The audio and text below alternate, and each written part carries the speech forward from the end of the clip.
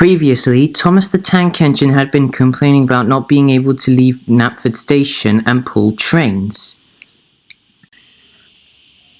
Edward, wanting to make Thomas feel better, allowed him to pull his goods train the next day. Edward warned Thomas that trucks can play tricks on engines that weren't used to pulling them, but Thomas was too excited to listen. Once Thomas was all clear to set off, the trucks tried to tell him that they weren't ready, but Thomas didn't care. Oh, wait, Thomas, wait, they called, but Thomas didn't wait. Come on, he puffed.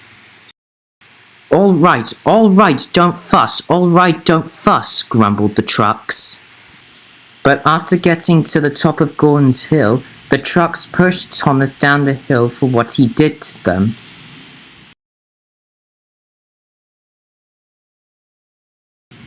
Thomas managed to stop the trucks just as he hit a set of buffers.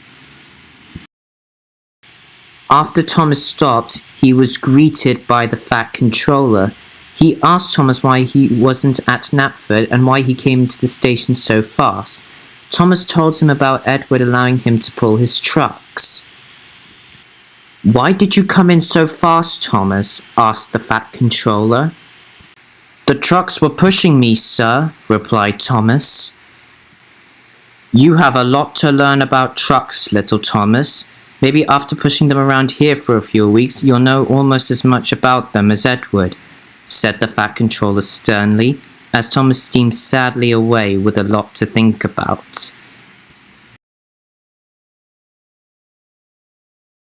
But that is not where the story ends. That evening, Thomas was at the sheds where he saw Edward. He heard about what happened to Thomas. Hi, Thomas. I heard about you getting pushed by the trucks. I am so sorry about that. I don't know why they did that, said Edward. No, I'm the one who should be sorry. You tried to warn me about them, but I didn't listen. I was too excited. But now I see that I have a lot to learn about pulling trains, whether they're coaches or trucks, replied Thomas. It's okay, Thomas. Look at it this way. You use this as a learning experience for when you do start taking trains beyond Knapford, suggested Edward. I guess you're right. I just wish there was a way I could prove to the Fat Controller that I am a really useful engine, replied Thomas.